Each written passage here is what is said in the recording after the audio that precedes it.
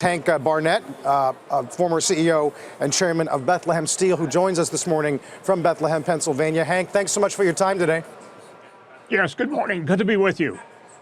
Michelle just said this is literally decades in the works. Do you think this is actually coming to a head now?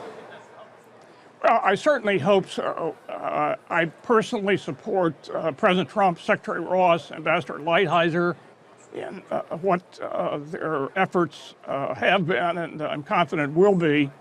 What is being lost in this discussion is Secretary Ross's report that finds that the levels of imports and the circumstances of imports are threatening not only our internal economy, but our national security. That simply is not being discussed, and the findings there are very, very clear.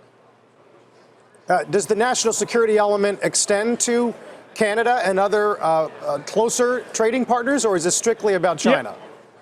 Yes, I think it's a general finding that the levels of imports and the circumstances, the dumping and the subsidization of imports are simply distorting our economy, and they threaten both the economy, the infrastructure of our economy, but more importantly, they threaten our national defense capabilities.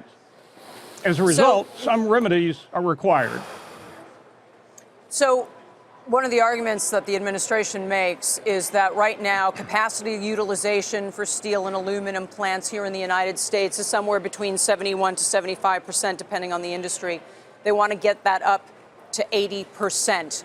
Is that a number that is good for you in terms of securing our national security? And why is it that we can't get the extra from our allies like Canada? 80% is an absolute minimum for the industry to be operating, particularly when the steel industry is a very complex business and it's necessary to repair facilities and replace facilities. So the 80% is a minimum. If we could, over several years, consistently operate at that rate, that might be satisfactory. Why can't we just get it from Canada if in the event of a war or some national security need? Wouldn't they supply it to us, being one of our closest allies? I do not know the answer to that. I would just ask you, if you are in a national emergency, do you want to have steel supplied from a domestic source right here in the United States, a reliable, proven source over time, or to rely upon importing it from a foreign country?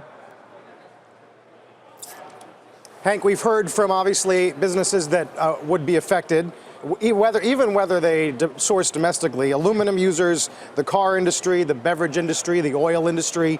The CEO of BHP called it a black day for the world. I mean, you do acknowledge there will be a cost for this, right? A cost along with benefits. Yes, of course. I acknowledge that there will be differences of view as to the remedies, but it's like discussing how harsh the penalty should be for the commission of a crime. One can debate, and reasonable people can differ what the remedy should be, but there must be a remedy for this threat to our economy and to our national security. There must be remedies. Mr. Barnette, do you think that if this does take effect, it will trigger reprisals from our allies and perhaps the prospect of what people would term a trade war? It's possible, but when you consider the effect of steel on the national economy, steel in the world market, when you balance that against the need to have a competitive, vibrant domestic steel industry, I believe that any such consequences will be short-lived, and we will move on.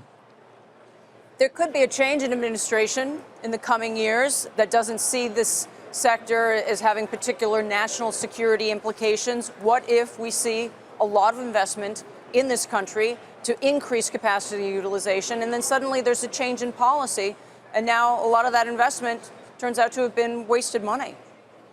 Well, that would be a tragedy for our customers and for our employees and the public and for America.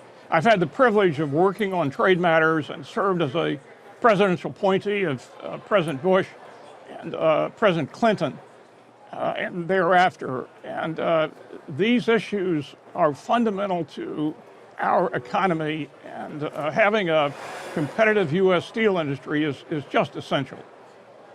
You did serve on some trade advisory committees under both 41 and 43, and President Clinton, as you Yes. said. Some have tried to Yes. use the lesson of the 43's tariffs as a cautionary tale about these ones. Do you think the effects were as negative as some have pointed out?